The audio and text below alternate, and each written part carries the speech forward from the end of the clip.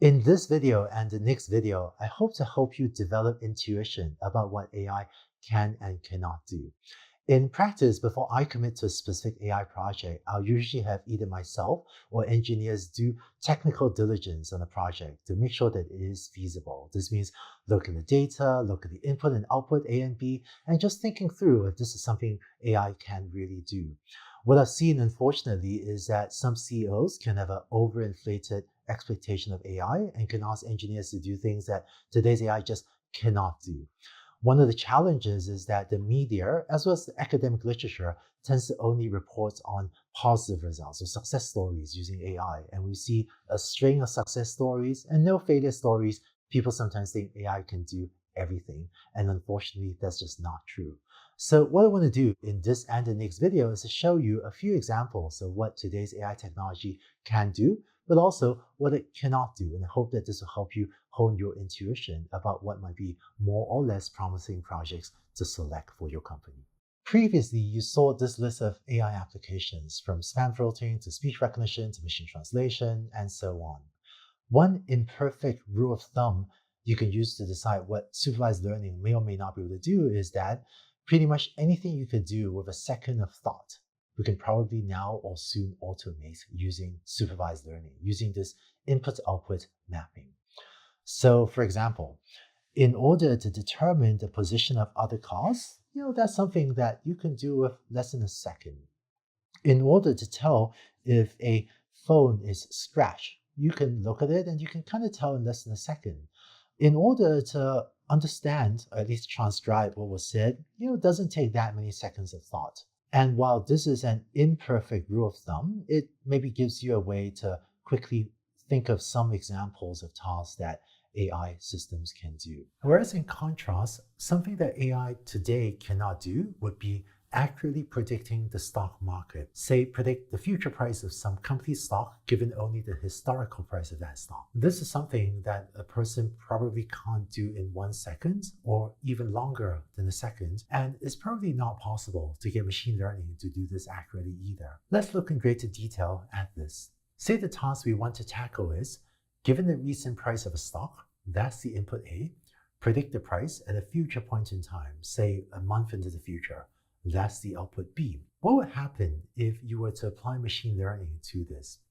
Well, a simpler algorithm might try to fit a straight line to the data, but depending on what period of time you fit the data to, you might get a red line like this, or if you fit it to this narrow window, you might get this blue line. So depending on the details of the implementation, this particular algorithm might give wildly varying output values. And the main problem with this application is that the past history of a stock price is just not very predictive of the future stock price, which is why attempts to use machine learning this way haven't been successful.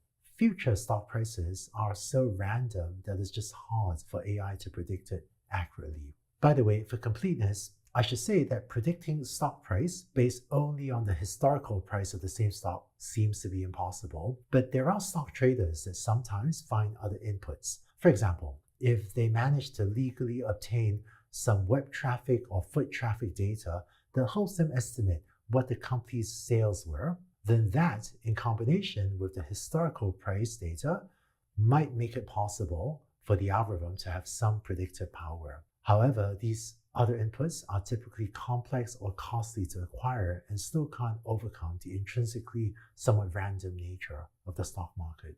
To hone your intuition about how to quickly filter feasible or not feasible projects, here are a couple of other rules of thumb about what makes a machine learning problem easier or more likely to be feasible. 1. Learning a simple concept is more likely to be feasible. But what does it mean for something to be a simple concept? There's no formal definition of it, but if it is something that takes you less than a second of mental thought, or maybe just a very small number of seconds of mental thought to come up with a conclusion, then that would be suggestive of it being a simple concept. So if you're looking outside the window of a self-driving car to spot the other cars, well, that would seem like a relatively simple concept. Whereas in contrast, trying to come up with clever signals to predict a given company's sales, well, that seems like less of a simple concept. Second, a machine learning problem is more likely to be feasible if you have lots of data available. Here, data means both the input A and the output B that you want the AI system to have in your A to B or input-output mapping. So for example, in trying to determine whether a phone is scratched or not, the input A would be a set of images of phones, and the output B could be a label identifying the phone as being scratched or not scratched. Then if you have thousands of pictures of phones with both A and B, the odds of you building a machine learning system to detect scratches accurately would be much higher.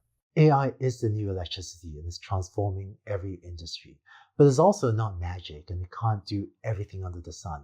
I hope that this video started to help you hone your intuitions about what it can and cannot do and increase the odds of you selecting feasible and valuable projects for maybe your teams to try working on. In order to help you continue developing your intuition, I would like to show you more examples of what AI can and cannot do. Let's go on to the next video.